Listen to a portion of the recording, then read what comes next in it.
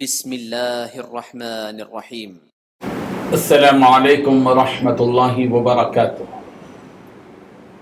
الحمد للہ وکفی وسلام علی عبادہ الذین اصطفی، اما بعد۔ حاضرین و ناظرین، یہ درس نمبر 1441 ہے اور آج سورۃ الفرقان کی 2 آیتوں کی تلاوت اور تشریح کی جائے گی، آیت نمبر 35 اور 36، 35 and 36۔ چلیے سب سے پہلے ہم ان 2 آیتوں کی تلاوت کرتے ہیں، لفظی ترجمے اور ترجمے کے بعد تشریح کرتے ہیں۔ اعوذ باللہ من الشیطان الرجیم، بسم اللہ الرحمن الرحیم۔ وَلَقَدْ آتَيْنَا مُوسَى الْكِتَابَ وَجَعَلْنَاهُ مَعَهُ أَخَاهُ هَارُونَ وَزِيرًا فَقُلْنَا اذْهَبَا إِلَى الْقَوْمِ الَّذِينَ كَذَّبُوا بِآيَاتِنَا فَدَمَّرْنَاهُمْ تَدْمِيرًا۔ صدق اللہ العظیم۔ لفظی ترجمہ یوں ہے، وَلَقَدْ اور البتہ تحقیق، آتینا ہم نے دی تھی، موسیٰ الکتاب حضرت موسیٰ کو کتاب، وجعلنا اور ہم نے بنایا تھا، معہ ان کے ساتھ، اخاہ ان کے بھائی، ہارون ہارون کو، وزیرا مددگار۔ فقلنا پھر ہم نے کہا، اذهبا تم دونوں جاؤ، الی القوم اس قوم کی طرف، الذین جنہوں نے کذبوا جھٹلایا، بآیاتنا ہماری آیتوں کو، فدمرناہم پھر ہم نے انہیں ہلاک کر دیا، تدمیرا بالکل ہی ہلاک کر دینا۔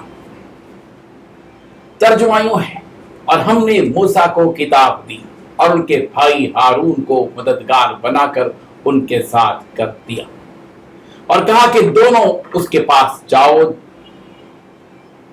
ان لوگوں کے پاس جاؤ جن لوگوں نے ہماری آیتوں کو جھٹلایا، تو ہم نے ان کو ہلاک کر ڈالا۔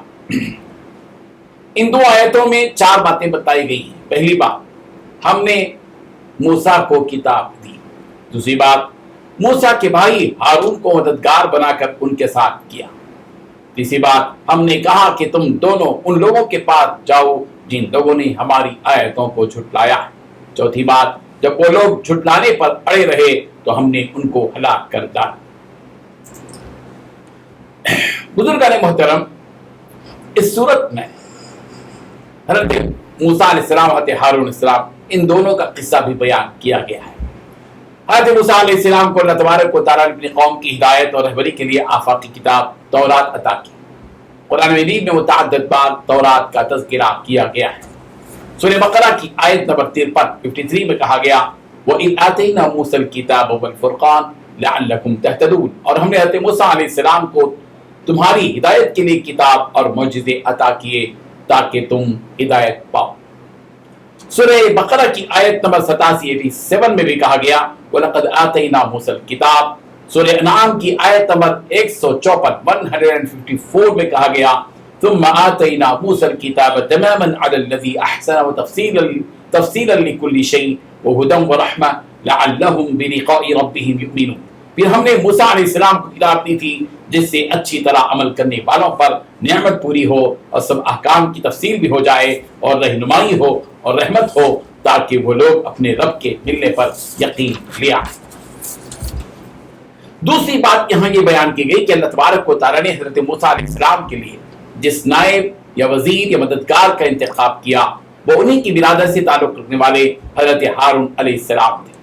چونکہ حضرت موسیٰ علیہ السلام کو فرعون جیسے گھمنڈی اور ظالم بادشاہ کے پاس دعوت حق دے کر جانا تھا، تو حضرت موسیٰ علیہ السلام نے خود اللہ تبارک و تعالیٰ سے اس بات کی درخواست کی تھی کہ وَاجْعَلْ لِي وَزِيرًا مِّنْ أَهْلِي هَارُونَ أَخِي اشْدُدْ بِهِ أَزْرِي، کہ اور بنا دے میرے لیے میرے ہی خاندان سے وزیر، یعنی میرے بھائی ہارون کو، کہ اس سے میری کمر کو کس دے۔ سورہ طٰہٰ آیت نمبر 31۔ چنانچہ اللہ تبارک و تعالیٰ نے حضرت موسیٰ علیہ السلام کی درخواست کے مطابق حضرت ہارون علیہ السلام کو ان کا مددگار بنا دیا اور حضرت موسیٰ علیہ السلام کا نائب اور وزیر بنا دیا، تاکہ وہ دعوت دین میں حضرت موسیٰ علیہ السلام کی مدد و نصرت کر سکیں۔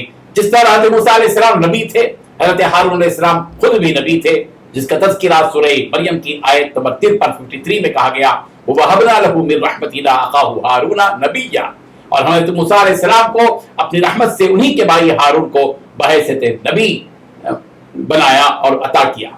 حضرت ہارون علیہ السلام اگرچہ کہ خود نبی تھے مگر وہ حضرت موسیٰ علیہ السلام کی شریعت کے پابند تھے. اسی لیے جب فرعون اور فرعونیوں کی جانب حضرت موسیٰ علیہ السلام کو بھیجا گیا تو ان دونوں ہی سے خطاب کیا گیا فَقُلْ نَذْهَبَا إِلَى الْقَوْمِ الَّذِينَ كَذَّبُوا بِآيَاتِنَا. بس ہم نے کہا کہ تم دونوں کے دونوں اس قوم کے پاس جاؤ جس قوم نے ہماری آیتوں کو جھٹلایا ہے. اور جب حضرت موسیٰ علیہ السلام حضرت ہارون علیہ السلام دونوں فرعون کے پاس گئے تو فرعون نے صرف حضرت موسیٰ کو نہیں جھٹلایا بلکہ حضرت موسیٰ علیہ السلام کے ساتھ حضرت ہارون علیہ السلام کو بھی اس نے جھٹلا دیا. اس کے بعد اللہ تبارک و تعالی نے ان لوگوں کا برا انجام بتلایا ہے جنہوں نے اللہ تبارک و تعالی کی آیتوں کو جھٹلایا کہ فَدَمَّرْنَاهُمْ تَدْبِيرًا کہ ہم نے ان کو تہس نہس کر دیا یعنی ہلاک و تباہ کر دیا. سورہ محمد کی آیت نمبر 10 میں بھی دمر کا لفظ استعمال کیا گیا کہ دمر اللہ علیہم وللکافرین امثالها. اللہ نے انہیں ہلاک کر دیا اور کافروں کے لیے اس طرح ہی کی سزائیں ہوتی ہیں. اللہ تبارک و تعالی ان واقعات سے ہم سب کو سبق حاصل کرنے کی توفیق عطا فرمائے. آمین. وآخر دعوانا ان الحمد للہ رب العالمین.